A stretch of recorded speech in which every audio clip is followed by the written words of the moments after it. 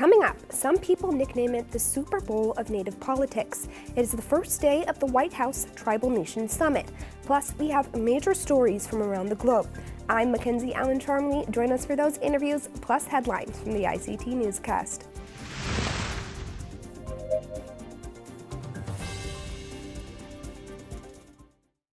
This program is made possible by the Corporation for Public Broadcasting, a private corporation funded by the American people. Arizona PBS is proud to support Indian Country Today. For 6 decades, we've provided television programs and now digital content.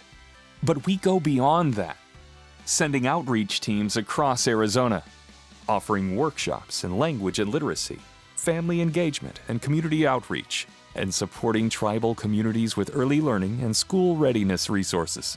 Join us at azpbs.org.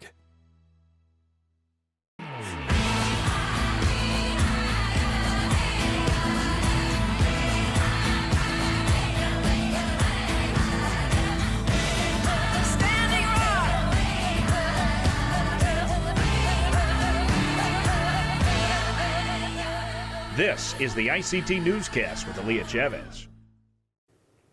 Chidangale, we're glad you could join us. Aaliyah is away. The United States government is sharing plans for how to clean up oil and gas wells on tribal lands. On Monday, the U.S. Department of the Interior released final guidance for how tribal nations can apply for grants to address orphaned wells. This has been the result of oil or gas wells that have been left behind because companies cannot plug them up. They have been a growing problem in Native communities, with estimates showing there are several thousand on tribal lands. The bipartisan infrastructure law will provide a total of $4.7 billion to address the issue. Secretary Deb Haaland says the money will address long-standing environmental injustices that were left behind by extractive industries. DOI says its guidance on the issue came after 60 days of consultation with tribes. World leaders are fresh off of this year's United Nations Climate Change Conference. That includes a delegation of North American Indigenous leaders. ICT's Pacey Smith-Garcia and Jeff Ferguson have the report. Indigenous people from all over the world gathered in Sharm el-Sheikh, Egypt for the COP27 conference in November. It is an opportunity for nation-to-nation discussion on the impacts of climate change and brainstorming plans to fight it. Indigenous groups who have been at the center of the climate fight came to ensure that their voices were heard after years of not being listened to. And it was that declaration that guided us as the Indigenous Environmental Network to be here and to continue to have a voice, amplify it, organize Indigenous people north and south, west and east. Because as my friend Oren Lyons says, if we're not at the table, we're the menu. Many Native activists spoke on panels to explain how their local environments and cultures are being impacted by climate change. That included Ariel Derringer. First and foremost, I come from a community that is downstream from the largest industrial project on planet Earth, which is the Alberta tar sands. And this project is one of Canada's leading greenhouse gas emitters. It is a massively destructive to our ecosystems project and has been contributing to the genocide of my people's culture and way of life for the last 60 years. Some Indigenous land and water protectors staged protests at the event. One demonstration included a banner hoisted in the air during President Joe Biden's speech.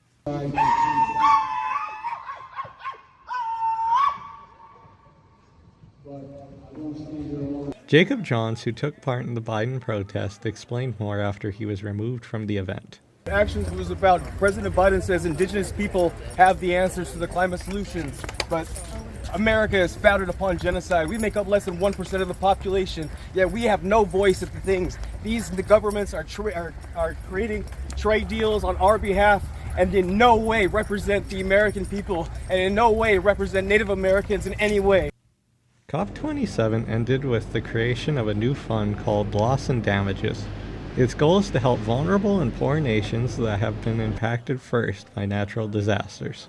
Advocates point out, however, there was no clear plan for how the fund would be implemented, when the funds would become available, and which countries would donate to it. In Phoenix, Arizona, Pacey Smith-Garcia, ICT News. In South Dakota, one school has received a large and a much-needed donation. Around 90% of the students in the White River School District are Native.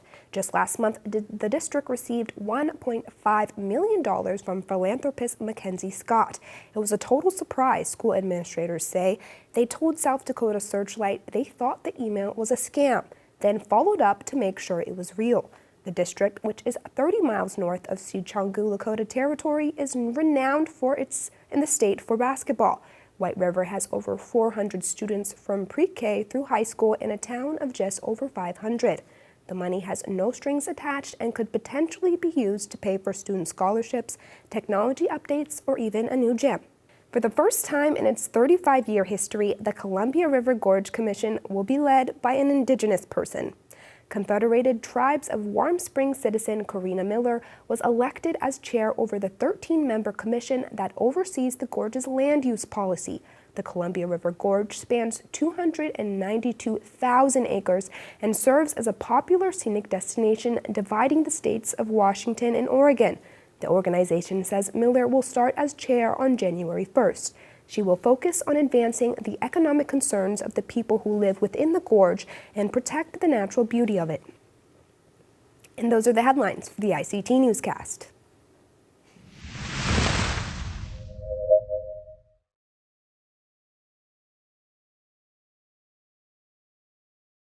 From Canada to Australia, there are Indigenous people all around the globe. ICT's column called Global Indigenous is a weekly roundup of Indigenous news from all over the world. It publishes Wednesday mornings at ictnews.org. ICT senior editor Dianna Hunt oversees the content, and she's back with us for this week's roundup. Hi, Dianna. Hi. So let's just start in Australia, where there was a recent ruling in a case of cultural and human rights. Earlier in the newscast, we heard about the climate gathering of COP27. Tell us about what you know about the Indigenous presence there. Yes, we'll start with Australia. There's a couple of items, couple of different kind of news items coming out of Australia. We have the Land Court of Queensland having a landmark ruling that upholds Native Indigenous rights. In their challenge of a thermal coal mine, they are saying that it would threaten human rights, but it would also lead to the likely destruction of the Bimblebox Nature Reserve, which is a 20,000 acre reserve near the site. The court ruled that in all likelihood, that the refuge will be lost if this goes forward, and they are recommending that it not be continued. The court ruling is a recommendation to the government, and the government will have to make a decision what to do. They said they would take it seriously, of course. And then also in Australia, we had a different kind of look. We have Aboriginal tourism has gotten a boost and is being considered a growth potential, particularly in the Northern Territory. We have the government has an Aboriginal Tourism Committee. It has the committee has created an Aboriginal art gallery and a cultural center, and there's growing interest in having cultural exchanges through the tourism industry. They say by 2030 that it could easily reach $40 billion in income. So that's in the next 8 years. It would be a $40 billion industry, including other kinds of tourism, but largely Aboriginal. And it's Northern Territory is considering making, they want to be the leaders in this area. They're working on that. And now COP27, there was a lot of coverage out of there, and there was more Indigenous representation at COP27 than in years past. So that was considered a victory. Unfortunately, many of the issues that the delegates tried to raise did not get addressed. One historic agreement, though, that was reached will create a fund. It's called a calamity cash, and it will allow nations and communities that are suffering unduly from climate change that are being driven out or being overrun by waters, drought, they would get access to funds to help them respond to the problems in their area. So that was considered an historic agreement, and it was reached at the very end of the COP27 meeting conference. But then many other issues that had been raised by Indigenous delegates were just ignored. They copped out, they said, basically. We had with the loss of damage fund, but then we also have efforts to give Indigenous people, as the item earlier mentioned, give them a voice in what is being decided with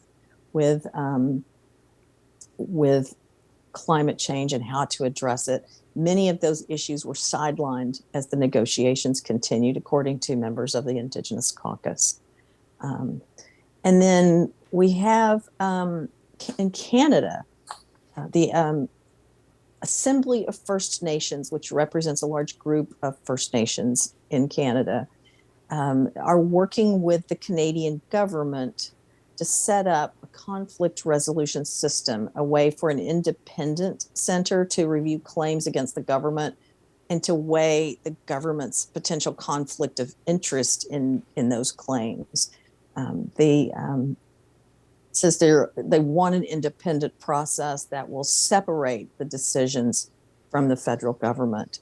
And this item notes there are currently at 318 specific active negotiations, and then 173 are also under assessment. So there are hundreds of cases that need to be resolved, dealing with historical grievances and things like that. So those are that's some of the news from around the world.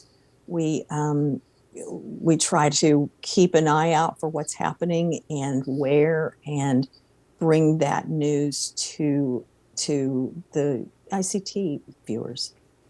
It's great that this platform exists, but could you touch more on how the Global Indigenous Column was created?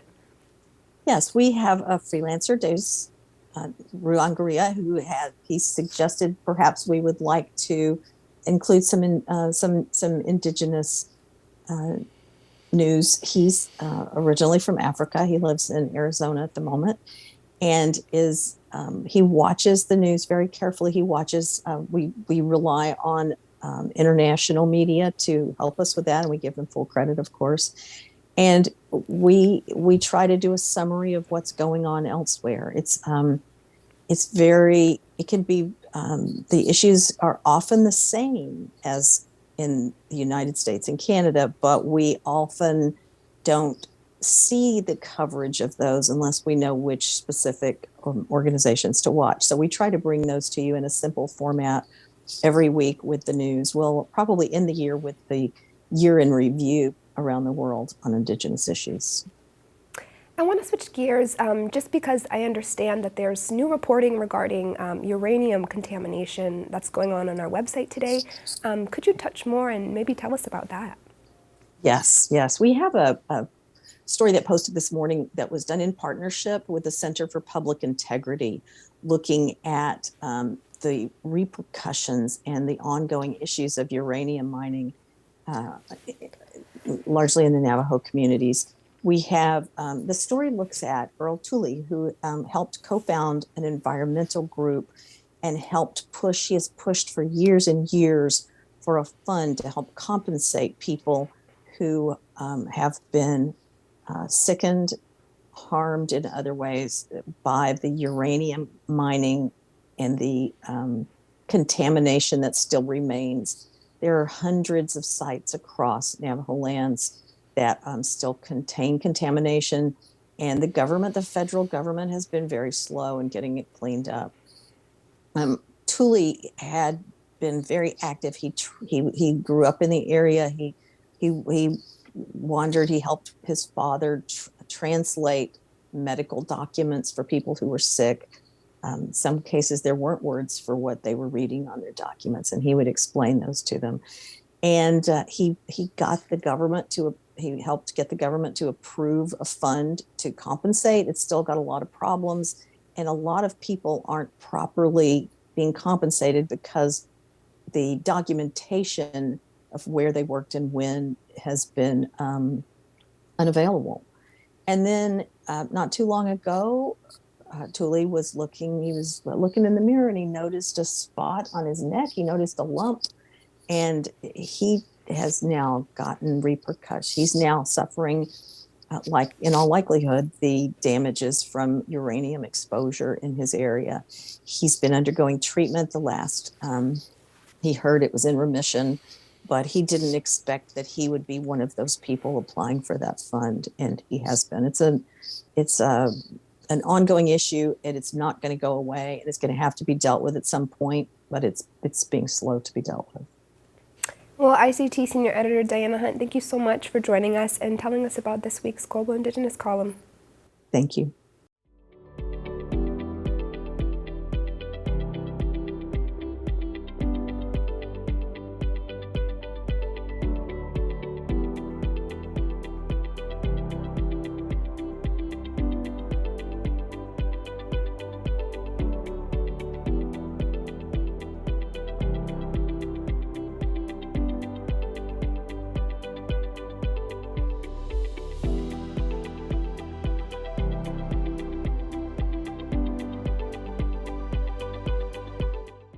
More than 300 tribal leaders are at the Department of the Interior today. It is the first day of the White House Tribal Nations Summit. ICT regular contributor John Tahsuda is back to tell us about the significance of the event. Hi, John. Welcome back. Hello. Great to be back with you. At a high level, could you tell our viewers what the White House Tribal Nations Summit is all about? Well, it was initiated several decades ago now, and is an attempt to provide a high-level interaction between all the way up to the President of the United States with tribal leaders, and at its base, a recognition of the government-to-government relationship that exists between the federal government and the many tribes. These also have become an opportunity, in addition to recognition of that relationship, an opportunity for tribal leaders to hear from the highest levels of agency decision makers on the issues that the tribes have put forward. The events have been sort of honed in over the years, focusing on some particular ideas that tribal leaders have put forward, and some of those now are bearing fruit. Some of those have not borne fruit, and so I think there's an opportunity for an active discussion about what's succeeding and what's not succeeding.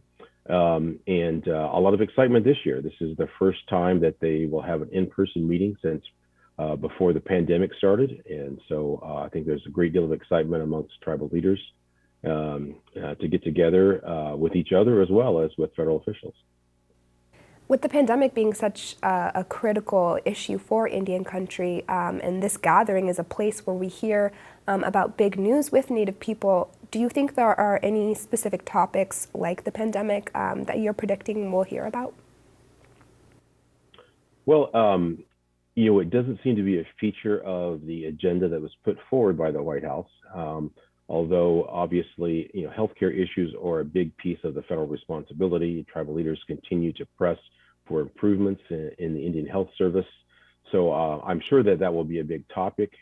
And I know that coming out of the pandemic, epidemiology research and funding for that in Indian country, made a step forward. And I think that there will be some tribal leaders pressing for that to remain a strong element of the federal relationship with tribes. How can tribal citizens find out if their tribal leaders are attending the event? Well, I think they're best to look to their own government. The invite list went out specifically to tribal leaders and was for a number of reasons, including national security. The invite list is pretty tightly held until the event actually occurs. And so, if a tribal member wanted to know beforehand, they would probably be best advised to talk to their tribal leader, their tribal council, and find out who is going, who's been invited, and if they're going to attend. It's been stated, I think, by the White House press that over 300 tribal leaders are planning to attend. But that still leaves a significant number that are not attending for any number of reasons. And so it'll be interesting to see, towards the end of the conference, who has been here and who has pressed forward their ideas. I certainly think that there will be strong representation from all regions of the country. In your experience, do you feel or think that gatherings like these are ultimately productive? They can be. Sometimes, as I alluded to in the beginning, ideas that are discussed don't bear fruit. And so that is one of the challenges, and particularly for the federal government, to take in ideas, good ideas that are put forward by tribal leaders to improve federal services, to improve other aspects of the government-to-government relationship. But sometimes it's difficult to translate that into action by federal agencies, and sometimes it takes several years. There may be regulations or policies that may need to be changed or amended to incorporate these ideas. Sometimes there are legal issues that arise, and so it can take some time to see the fruit of these. But tribal leaders are often patient, and as long as they keep pressing their ideas forward, I think they'll eventually receive good results from the federal government. Do you think there is enough excitement around the event, around the summit, for future presidents to continue to put it on? Oh, I certainly think so. And to take it a step further, I really feel like this relationship by the tribes of the federal government, as expressed in this conference, is really a great way for the federal government to think about its relationships with the other governments that it interacts with in our country, not just the states, but the federal government has so much contact with local governments, county governments, city governments, et cetera. And the ability that tribes have to enter their ideas into discussions, ideas, projects, policies that the federal government is looking to pursue is something that local governments really don't get a chance to do very well. And ultimately, the federal government needs to be responsible to all of its citizens. Something similar to tribal consultation that would provide more information to local governments, I think would be very helpful to them. So I think this conference is really, in some ways, setting the stage for a more responsive federal government in general. Let's switch gears a little. We know that lawmakers are working on another government funding deal. What are you hearing and can tell us about that?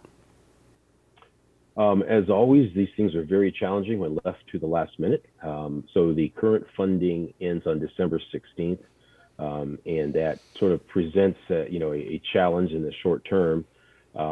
I expect that they will probably pass another short-term extension to get them through to the end of the year at least, or maybe to Christmas, and see if they can resolve outstanding questions and issues. There are a lot of issues at a time like this when you have a transition of control of one or more houses of Congress, as we have with the House turning to Republican control next Congress. There are a number of issues that have been sort of left to be decided at this point, in addition to funding issues. Issues that Republicans may or may not want to take up when they are in control, issues that the Democrat House leadership may want to resolve while they're still in control. So these get rolled into the funding decisions and the questions that are being asked by both sides, making it even more challenging. So I would not be surprised if we don't end up with another sort of full year continuing resolution, which presents, as we all know, great challenges for tribes and for the agencies that directly serve tribes, the BIA, BIE, Education, Indian Health Service. These extended funding, continuing resolutions, have problems in getting funds into the pipeline. Those that receive direct services sometimes have delayed services from the BIA and IHS. So it creates a monumental headache for the Indian agencies. John, as we wrap our time here, what can we expect from Congress by the end of the session? Well, a couple of must-do things. In addition to funding the government, we have the National Defense Authorization Act, which, for those of you that don't know, under our Constitution, our defense agencies are not authorized to be operated continuously. And so we have to reauthorize them. Congress has to reauthorize them every year. And so typically the Defense Authorization Act is bipartisan, widely supported. But what creates challenges in years like this, in which there have been very little legislation passed, it becomes something that other bills are attached to, which then brings political considerations into legislation that usually is non-political. But that's a must-do before the end of the year. I would look to see if there are a number of non-germane or non-defense related items, including some Indian legislation, that could make its way into there. Well, John Tahsuda, thank you so much for joining us again. And that's a slice of our Indigenous world. For all the latest, visit ictnews.org. From all of us in the newsroom, stay safe, my relatives. Sometimes you got to take a stand, just because you know you can. Oh, you got to run, you got to run.